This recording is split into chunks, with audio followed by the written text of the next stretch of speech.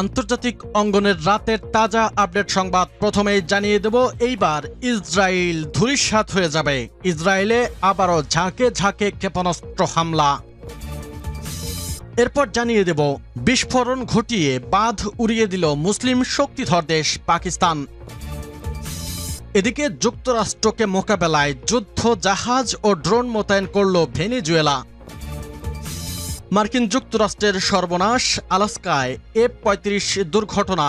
50 minute আকাশে ইঞ্জিনিয়ারদের সঙ্গে কথা বললেন পাইলট, শেষ রক্ষা হলো না যুদ্ধ বিমানের।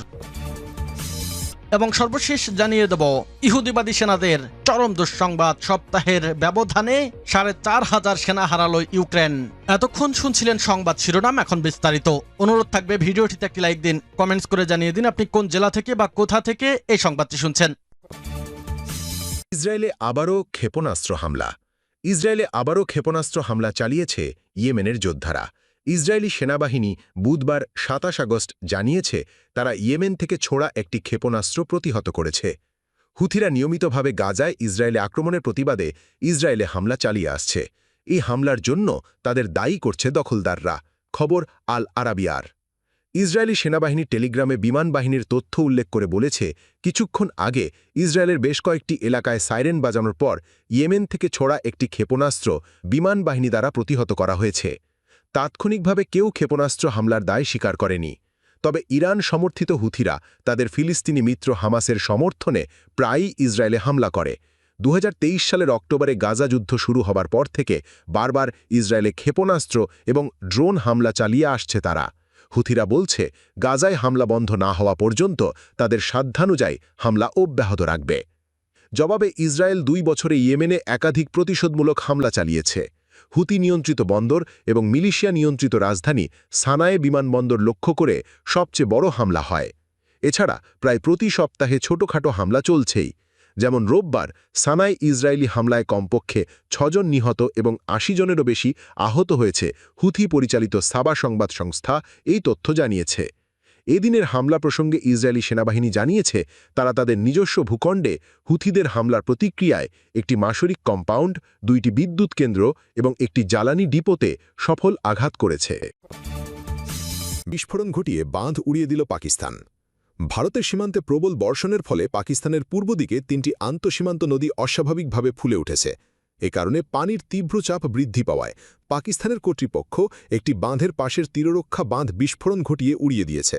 এক প্রতিবেদনে এ খবর জানিয়েছে ফ্রান্স 24। বুধবার 27 আগস্ট ওই তীররক্ষা বাঁধ উড়িয়ে দেওয়ায় বন্যার পানিতে বিশ্বের অন্যতম পবিত্র শিখ ধর্মীয় স্থান কর্তারপুর সাহিব তলিয়ে গেছে। প্রতিবেদনে বলা হয়, পাকিস্তানের পূর্বাঞ্চলের আন্তঃসীমান্ত 3 নদী চেনাব, রাভি ও সুতলেজ নদীতে অস্বাভাবিকভাবে বন্যার পানি বৃদ্ধি পেয়েছে, যে কারণে পাকিস্তানের পাঞ্জাব প্রদেশ জুড়ে বন্যার উচ্চ সতর্কতা জারি করা হয়েছে। পাকিস্তানের মোট জনসংখ্যার প্রায় অর্ধেক 255 মিলিয়ন মানুষের বসবাস রয়েছে পাঞ্জাব প্রদেশে।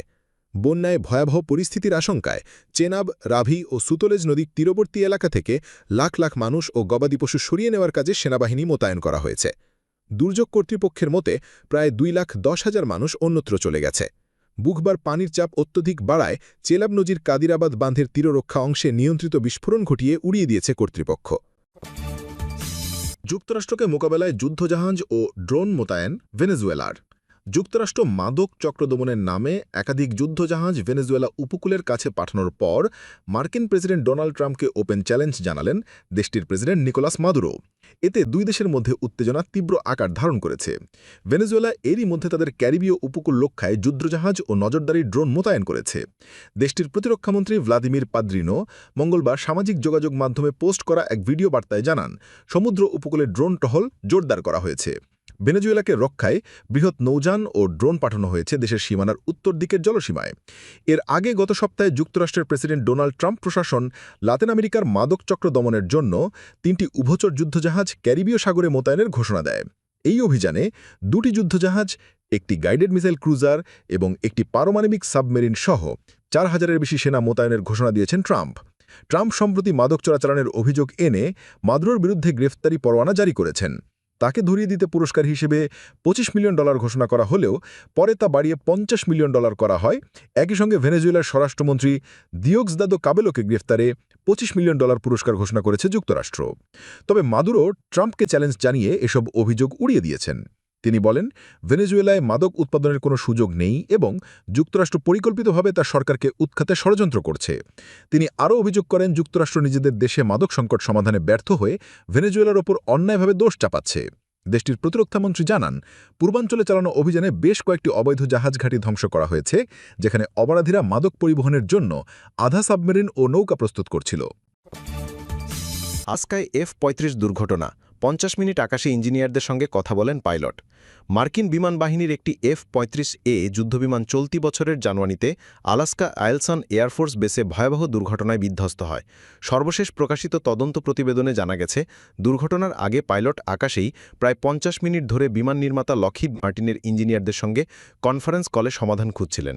ঘটনা ঘটে গত 28 জানুয়ারির। উড্ডয়নের কিছুক্ষণ পরই বিমানের ল্যান্ডিং গিয়ার পুরোপুরি ভাঁজ না হওয়ায় জটিলতা দেখা দেয়। গিয়ার নিচে নামানোর চেষ্টা করলে সেটি একদিকে আটকে যায়। একাধিকবার চেষ্টা করেও সমস্যা মেটেনি। এর ফলে বিমানের সেন্সর ভুলভাবে ভেবেছিল যে এটি মাটিতে অবতরণ করেছে এবং স্বয়ংক্রিয়ভাবে গ্রাউন্ড অপারেশন মোডে চলে যায়। উড়ন্ত অবস্থায় এ পরিবর্তন বিমানের নিয়ন্ত্রণ পুরোপুরি অকার্যকর করে তোলে। তদন্তে বলা হয়েছে, প্রথমে পাইলট নিয়মিত চেকলিস্ট অনুযায়ী সমাধান খুঁজে ব্যর্থ হন। এরপর তিনি লকহিড মার্টিনের 5 জন বিশেষজ্ঞের সঙ্গে সরাসরি কনফারেন্স কলে যুক্ত হন। সেখানে ছিলেন একজন senior software engineer, flight safety engineer ও 3 জন ল্যান্ডিং গিয়ার বিশেষজ্ঞ। তাদের পরামর্শে পাইলট দুবার টাচ অ্যান্ড গো অবতরণের চেষ্টা করেন, কিন্তু এতে গিয়ার আরও বেশি আটকে যায় এবং শেষ পর্যন্ত বিমান সম্পূর্ণ নিয়ন্ত্রণহীন হয়ে পড়ে। এই সময় পাইলট বাধ্য হয়ে ইজেক্ট করেন। তিনি সামান্য আঘাত পান, তবে প্রায় $200 মিলিয়ন মূল্যের যুদ্ধ বিমানটি আগুনে পুড়ে ধ্বংস হয়ে যায়। সপ্তাহের ব্যবধানে 4,500 সেনা হারালো ইউক্রেন রাশিয়া যুদ্ধবিরতির জোর প্রচেষ্টা চালাচ্ছে যুক্তরাষ্ট্র। মার্কিন প্রেসিডেন্ট ডোনাল্ড ট্রাম্পের নেতৃত্বে এই প্রচেষ্টায় যোগ দিয়েছেন পশ্চিমা নেতারা। শান্তি চুক্তি নিয়ে গত সপ্তাহে আলোচনায় অনেকটা এগুলেও ইউক্রেনে হামলা থামেনি, বরং বেড়েছে। এতে ভয়াবহ ক্ষতির মুখে পড়েছে ইউক্রেনীয় ফোর্স। সামরিক বিশেষজ্ঞ আন্দ্রে মারচকো রাশিয়ার সংবাদ সংস্থা তাসকে বলেন, গত সপ্তাহে লুগান্স্ক গণপ্রজাতন্ত্রের কাছে দুপক্ষের ভয়াবহ যুদ্ধ হয়। এতে 4,400 জনেরও বেশি ইউক্রেনীয় সেনা এবং বিদেশি ভাড়াটে সৈন্যকে হত্যা করেছে রাশিয়ান ফোর্স। তিনি রাশিয়ান প্রতিরক্ষা মন্ত্রণালয়ের তথ্য বিশ্লেষণ করে বলেন, গত সপ্তাহে এলপিআরের সীমান্তে বিশেষ সামরিক অভিযানের বিশ্লেষণ নতুন তথ্য সামনে আনছে। রাশিয়ার যুদ্ধদল উত্তর, দক্ষিণ এবং পশ্চিমে প্রায় 4,380 ইউক্রেনীয় সেনা এবং ভাড়াটে সৈন্যকে হত্যা করেছে। যুদ্ধদল পশ্চিম এলপিআরের কুপিয়ান্স্ক এবং স্ভাতোভু ক্রেমেন্নায়া এলাকায় অভিযান চালানোর সময় ইউক্রেনীয় ক্রণবলের সবচেয়ে বেশি ক্ষতি করেছে।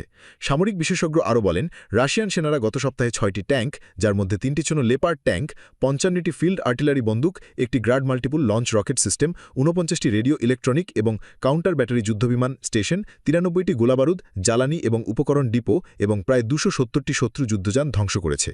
মারুচকোর মতে, ইউক্রেনীয় সশস্ত্র বাহিনী গত সপ্তাহে রুশ বেসামরিক নাগরিকদের বিরুদ্ধে পাল্টা আক্রমণ এবং সন্ত্রাসী হামলার সংখ্যা বাড়িয়েছে। এছাড়া কিয়েভ যুদ্ধক্ষেত্রে পরিস্থিতি ভুলভাবে উপস্থাপন করার জন্য ইউক্রেনীয় centre for informational and psychological অপারেশনসের তৎপরতা বাড়িয়েছে। তবে এসব রাশিয়ান ইউনিটগুলোকে দমাতে পারেনি। তারা সুকৌশলে বেশ কয়েকটি শত্রু প্রতিরক্ষার ঘাঁটিতে হামলা করে, যার ফলে রুশ সেনাদের কৌশলগত অবস্থান আরও উন্নত হয়।